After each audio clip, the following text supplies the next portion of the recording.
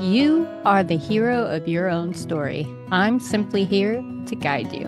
Hello, I'm your host, Amanda Mary, and today we're going to discuss how spirituality affects your health and what science is proving what our ancient ancestors already knew. Today, we're exploring how the spirit influences health across 5 powerful traditions: Western esotericism, plant consciousness, Cherokee healing, intuitive soul medicine, and Celtic traditions, and how science is catching up to these ancient ideas. You probably heard the phrase, the body keeps the score, but what if I told you the spirit writes the script? In many indigenous and ancient healing traditions, it's always been understood that the body, the mind, and the spirit are inseparable, that grief can weigh on the lungs, that anger can live in the liver, and that fear can chill the kidneys. These weren't just poetic metaphors, they were observations rooted in centuries of lived experience. Now science is finally catching up. There's a field called psychoneuroimmunology. It's a bit of a mouthful, I know, but stay with me. Psychoneuroimmunology, or P&I for short, is the study of how our thoughts, emotions, and beliefs influence our nervous system and the immune system, and how those systems talk back. So let's break down that word. Psycho refers to the mind, your thoughts, emotions, and even subconscious patterns. Neuro points to the brain and the nervous system, and immunology is the science of your immune system, your body's defense system. What P&I shows us is that none of these exist in isolation.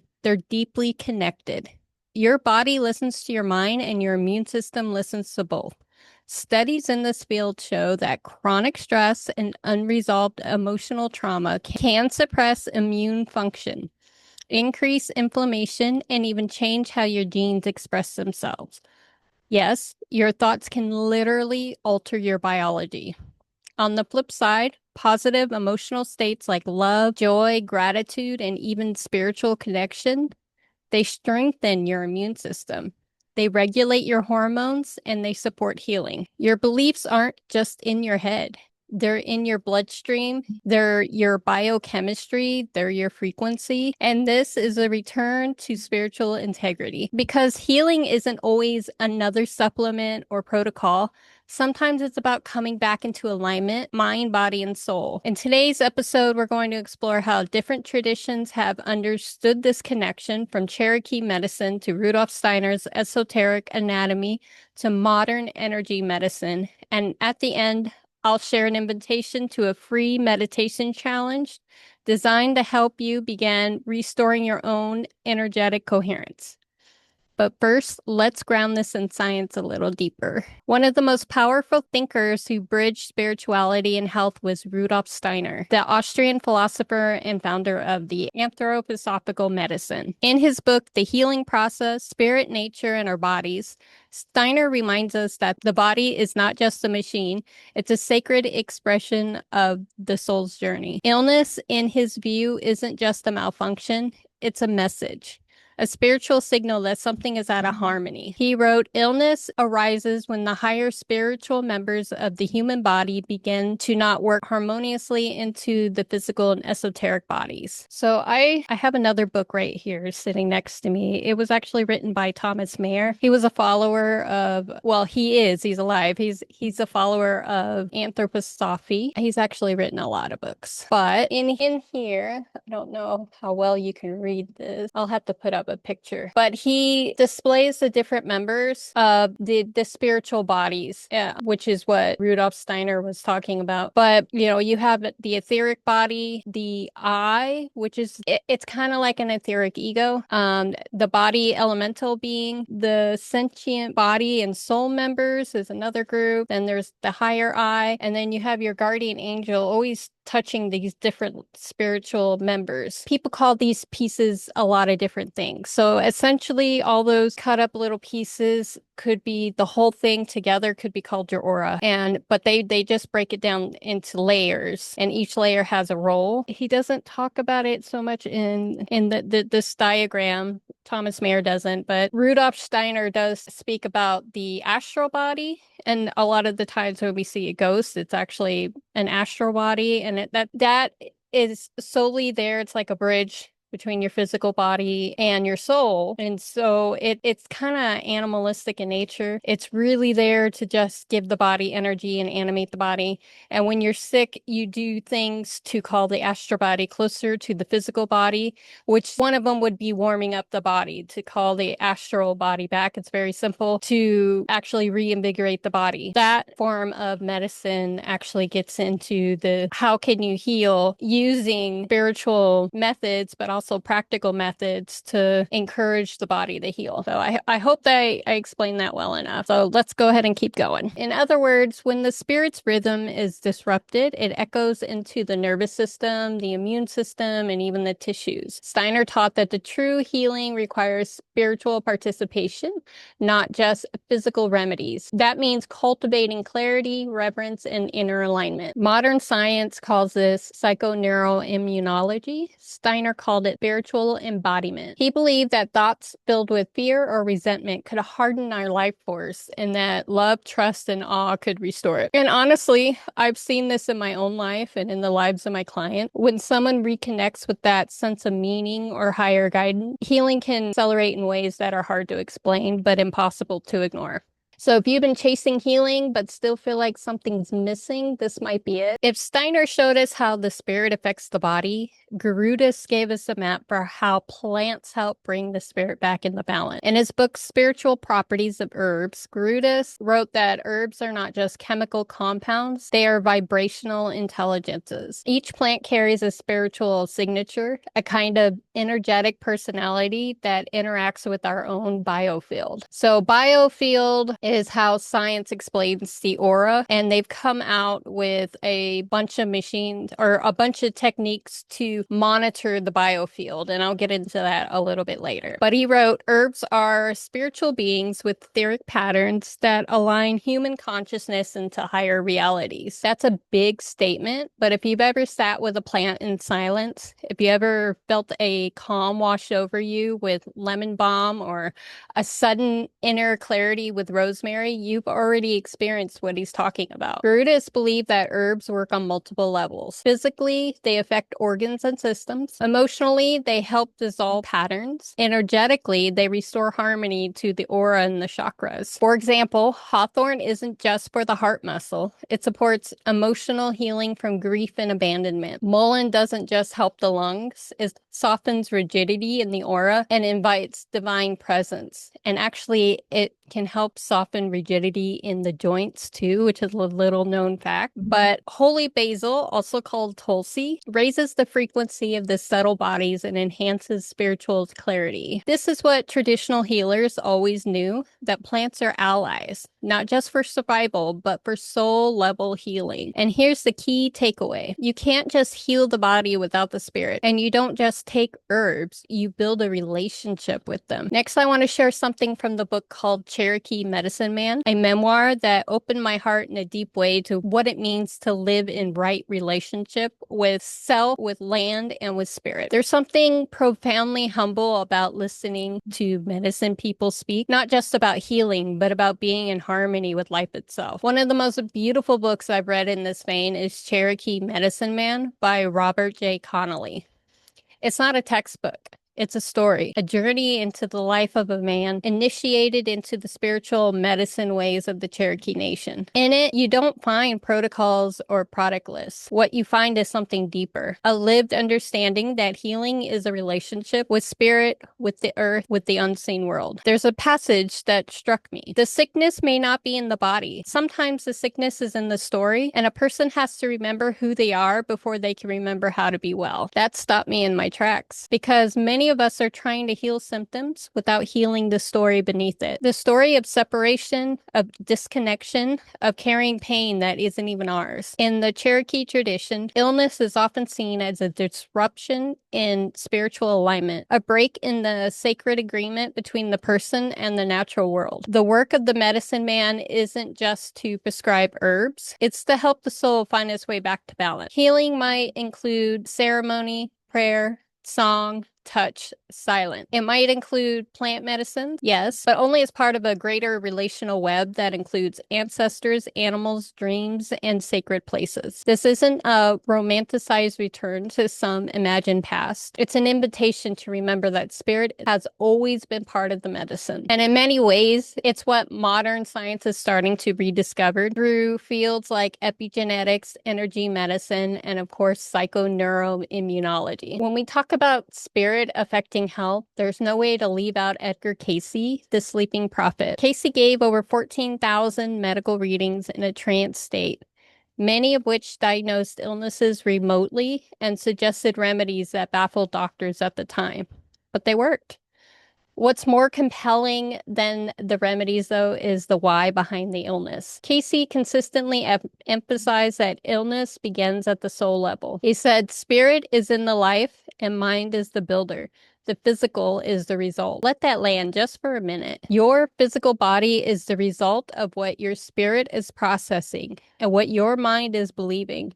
If we ignore either of those, we're treating the leaves, not the root. Cayce often pointed out that resentment, fear, or spiritual disconnection could manifest physically as inflammation, chronic fatigue, or even cancer. And just as often, he prescribed not just castor oil packs or food changes, but forgiveness, prayer, meditation, and aligning with soul purpose. This wasn't just energy work, it was spiritual hygiene. And that's something we've nearly lost in modern life, but we're remembering. Cayce's work helps bridge ancient spiritual wisdom with Western medicine's future, a medicine that honors the soul as the original healer. In the last few segments, we've explored the soul's role in healing, from Rudolf Steiner's spiritual anatomy to Edgar Cayce's soul-level medicine. But this next piece feels like coming home. It's rooted in the soil. It breathes with the trees. It's from the book called The Forest Reminds Us Who We Are by herbalist and poet Sean Padraig O'Donoghue. Now, his ancestors were originally from Ireland, and so he has a strong connection to that culture. He goes and visits back there often, but I believe he actually lives up in Maine.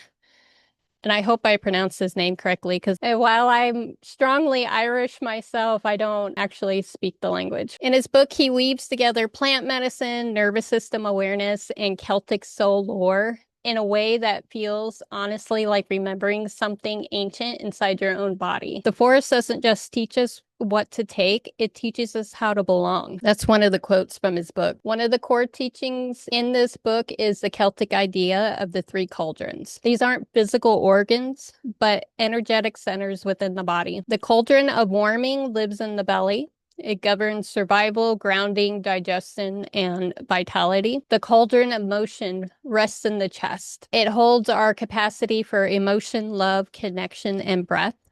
The cauldron of wisdom sits in the head. It's where intuition, inspiration, and higher vision arises. Does this sound familiar? It mirrors the gut-brain-heart axis that modern science is just beginning to map. It parallels the vagus nerve, the endocrine centers, and the biofield layers. This ancient system understood, long before research caught up, that energy moves through us in rhythmic circuits, and when trauma, stress, or grief disrupts that rhythm, the cauldrons go cold.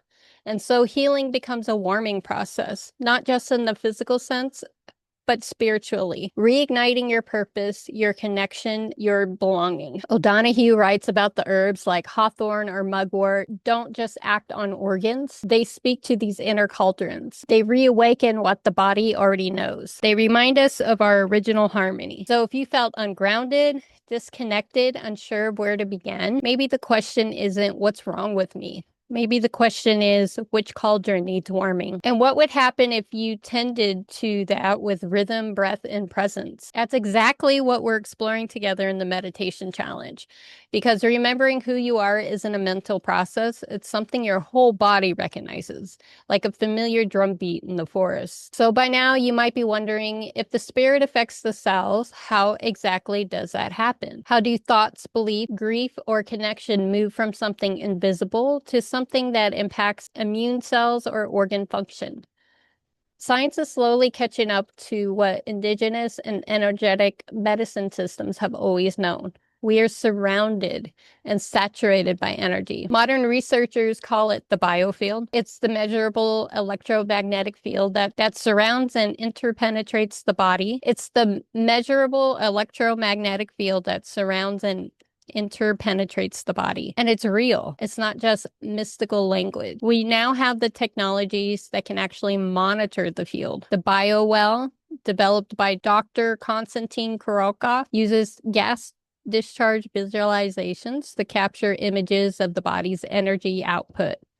Squid sensors, superconducting devices, can detect subtle magnetic fields from the heart and brain. There's even research connecting shifts in the biofield to changes in gene expression, inflammation levels, and emotional state. In short, your energy field responds before your body reacts. And if that field is disorganized, say from chronic fear or past trauma, your cells operate in a state of confusion. Disease doesn't begin in the tissues. It begins in the terrain the tissues grow from. Indigenous and spiritual healers always work with this terrain. They might call it the aura, the light body, the wind of the soul, but the principle is the same.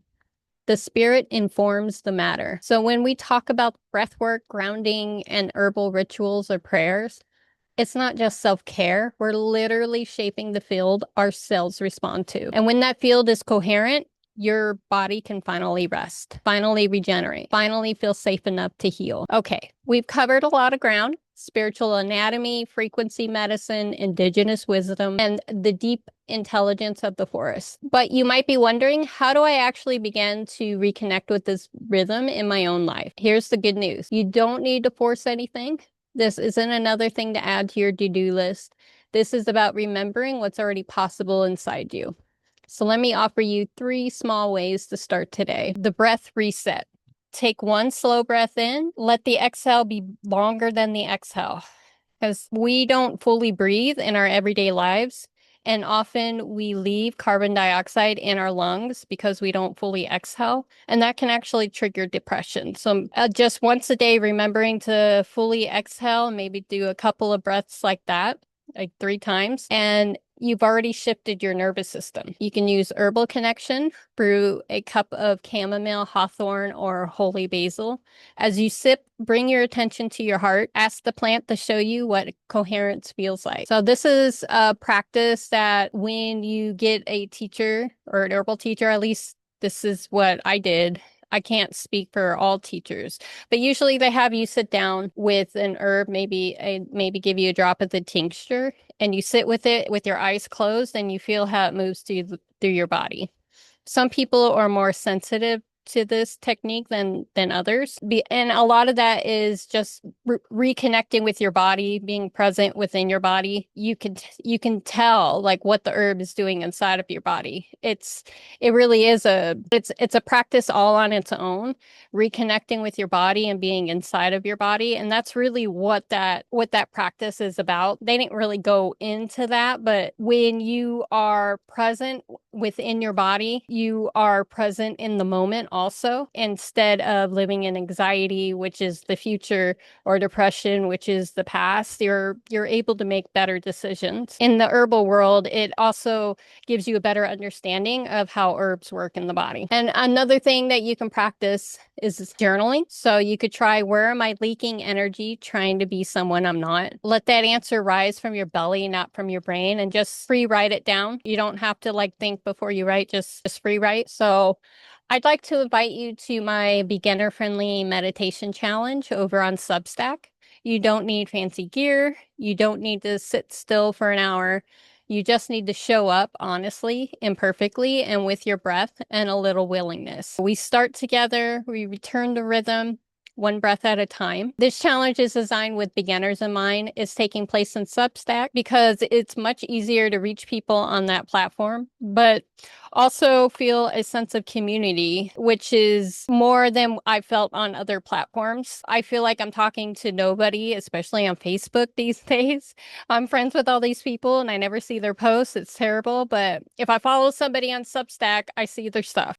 You can head on over there and you'll see all my write-ups. You'll be notified of my podcasts. And then there's a chat feature a private chat feature in Substack. It's kind of like Signal or Telegram. And so that's where I'm posting the challenge, but you can just follow the link down below. It'll describe the meditation challenge, and then there'll be a link to go to the chat part. And I'll post something once a week for the month just to give you a reminder and give you different techniques, things to work on with meditation. You only need to dedicate maybe 5 minutes.